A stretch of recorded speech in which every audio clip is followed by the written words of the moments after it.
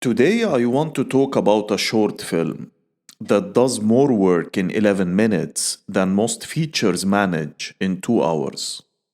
The film is Mirror Image, directed by Danielle Schwartz. It's a quiet film, intimate, almost domestic, and it's devastating. Because it takes one stolen object and uses it to expose the moral bankruptcy of Zionism, not in theory, but in practice, in language, in family memory, in what people refuse to name. This is not a review about craft alone, though the craft is exacting and disciplined. This is about political courage, about refusal, about what it means to look directly at theft and stop pretending it was fate. Mirror Image centers on a crystal mirror taken from the Palestinian village of Zarnuqa during the Nakba of 1948. That mirror sits decades later in a Jewish-Israeli family home. The filmmaker asks her grandparents to do something very simple and very radical. She asks them to agree on a single story of how that mirror came to be theirs. That request cracks the room open. There is no shouting, no accusation, no archival footage. Just a conversation that cannot hold. Explanations slide into each other.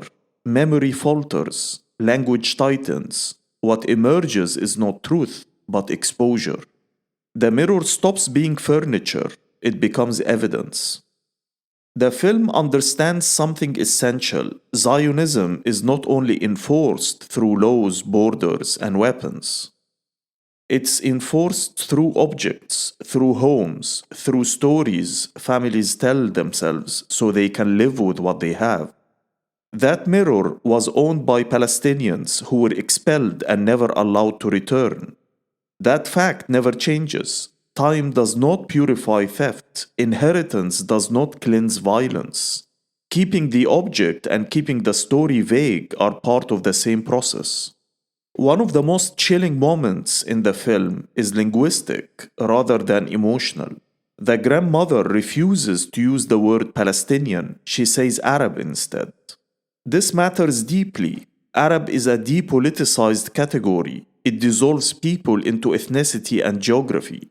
Palestinian names people with a history, a land, and a claim. Refusing the word is not a slip, it's an act of erasure. Zionism has always depended on this move. Palestinians are transformed into Arabs, refugees, infiltrators, demographics, security threats.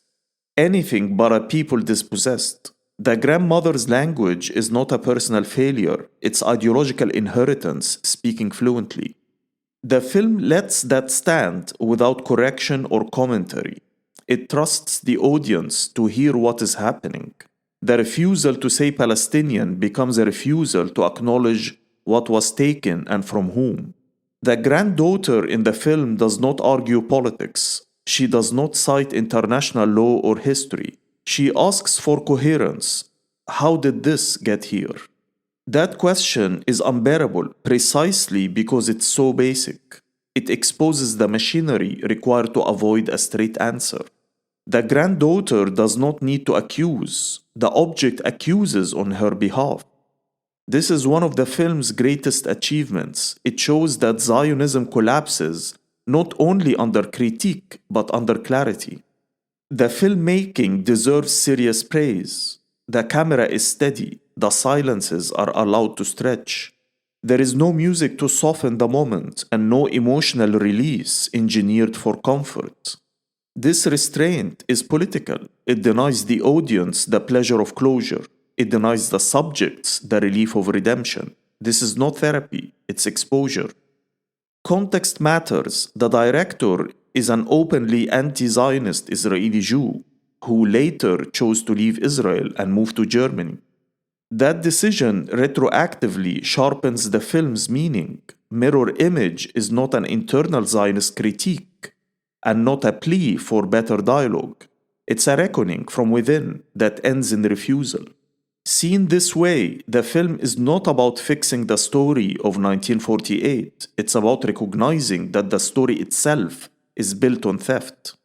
Zionism cannot be repaired through improved narratives. It's a settler colonial project that required the mass expulsion of Palestinians and continues to require their dispossession. The mirror is not a metaphor for misunderstanding, it's a mirror for an ideology that cannot survive honest reflection. Let's be clear, Zionism is not a tragic misunderstanding or a defensive reflex. It's a political project that depended on erasure and continues to depend on it. What Mirror Image shows quietly and devastatingly is how that project lives on in living rooms, in heirlooms, and in the refusal to say a name. Naming Palestinians means naming the crime. Naming the crime threatens the legitimacy of possession. This is why Zionism relies on euphemism, silence, and stories that trail off. Is the film enough? No. No film can carry the weight of the Nakba or substitute for restitution, return, and justice.